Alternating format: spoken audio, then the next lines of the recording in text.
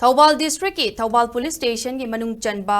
मोइजिंगदा मसक खंगदबा खुलाई पाइबा सिंगना मियोई अमा फादुना पुननबा होनरमले नोंमै राउंड अहुम कापसिलमले अदुमोइनमक अशोक अपंदी याहोद्रे हाइरी थौदोक अदुबो ऑल मोइजिंग कोऑर्डिनेटिंग कमिटी अमकोकना यानिंगदबा फोंदोकलदुना अथुबा मतमदा मरी लेनबा सिंगना सेंगदोरकदबनी हाइना डिमांड तौरकली मसक खंगदबसिंगना फादुना पुनबा होनरमलिबा मियोई अदुगी ममिंग मोहम्मद जमीर चही 53 अपोकपा जाहुर अली कवी मोइजिंग अवांग लैकाई इथत मपालदगी निहाइरी मोइजिंगदा लैबा अमकोकी ऑफिस तंगसी अयोग पाउमी सिंग उनबा अमदा अमकोकी कन्वेनर मोहम्मद अमीन एम ना फोंदोरकपदा थौदोगसी ngarang अयोग पुंग 8 कुनरोम ताबदा थोकिबनी मोहम्मद जमीरना मोइजिंग इरोइपाता लेबा न्यू मॉडल इंग्लिश स्कूल दा अंगांगी चाक थिलमलगा स्कूल अदुदगी मीटर चामरोम ता चटलगा लेबा ऑयल पंप दा थाव हान बचंगलकपदा अमुबा मचुगी I-20 कार अमदा लाकपा खुलाई पाइबा मियोय अनीना कुमथरकलगा फादुना पुनना बहोनरमखिबनी खुलाई पाइबा सिंग अदुगा ngayak muknaduna lainaringayda mafam aduda lairamba miyamna changsilakpadagi nongmai round ahumlom kapsillamlaga makoi mafam adu thadoktuna chenkibani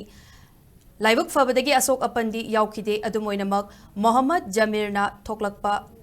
तोंगलकपा गाड़ी मचादा नोंगमैना पांदुना अकाय अतोय थोकी तौदोगसिगी मतांगदा पुलिसता कंप्लेन अमसु तौख्रे हाइकी जनवरी की डेट 2025 की सौरना पुंग 8 मिनट कुनमुक ताबी अदवाइदा मोजिंग द पोक्सबा अदुगा मोजिंग द साउजबा मोहम्मद जमीर अहमद मार्क्सी ब्लैक कलर की I-20 द लाकवा मियोय अहुमना गाड़ी खामो करोम ता हंगी हायगा खामो मतुंगदा खुलाई पाइबा अनी चोंथरगा मासी फाननबा होनबा जाने कगी न्यू मॉडल इंग्लिश स्कूल दा लैबा अंगांग थिनबा भेन की ड्राइवर सिंग अदुगा लेकाय अदवाइगी मी सिंग मोई इन्नबसी उबदगी चेंसिलपदगी हाइबा खुलाई पाइबा मियोय सिंगसी नोंमै राउंड अहुम कापमगा मखोयसी मफम थादो चेंग्रे हाइबा नोंमैसी कापम मतमदा मसादा डायरेक्ट कापगी खुदम फंगी मरमदी मागी नकन लैबा गाड़ीदा पानबगी गाड़ी सोग लै अदोबो मतंगसिदा थमजनि मफमदे हौजी हौजिकसी तसेंगना मणिपुर दा लैरिबा अखोय मसेनगी मरकता खुलाई पाइबा सिंगदा खुलाई पाइदबा समजरो प्रजा सिंगो गन पॉइंट फारा पुबा सेल लौबा सिगी सदबसी यामना मणिपुर तोयना थोप थोदो ओरे मसी लेगांगना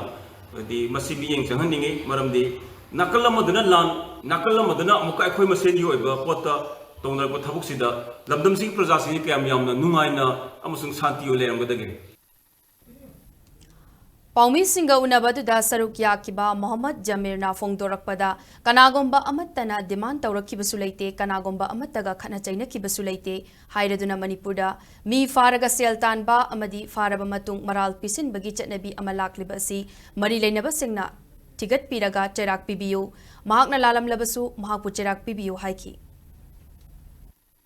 ngarangsi ayaksi school gi angangi chak thinba chatpada chak thinba loiraga thau han ba chale anakpada ni phut chama mukta lapi school siga petrol pump siga hekadudagi thoga aga ayaksi hujiki car I-20 black color sina khamaga makhoi ani chungthraga khulai paiba na nammaga aisi puna ngai gi tore aduda ai ga muknare aina chatpe ngamoi haire adudagi anakpada leiba school gi mayam sing lekai gi singna thoga aga tanarapada makhoi chen khre adu hairiba मी सिंगसिना आइंगोंदा करी मरम की तौबीरिबनो अइहाक ngondadi demand तौखिबा खोटखिबा करीगुंबा अमत लैति चमचमना इचतपनी अदुदा खुलाई पाइबा सिंगसिना खुलाई आइंगोंदा नम्मगा नमफुदा तौरिबसि करीगिनो मसि मुक्त सिंदोकपिरो करीगुंबा हाना पावम सुपिरकप लैति हौजिक मणिपुरदा सुगुंबा मी फारगा पैसा कोना लौबी अदुगा कोना बदनाम अमा तौजिंबी सुगुंबा चटनबी अमा याम कन्ना तौरी मसि मरी लेनबा अथॉरिटी सिंगना सु थिगत पिरगा आइना ललमे आइना चैराक फंगजगे मखोइना लाले मखोइबु चैराक पिबियो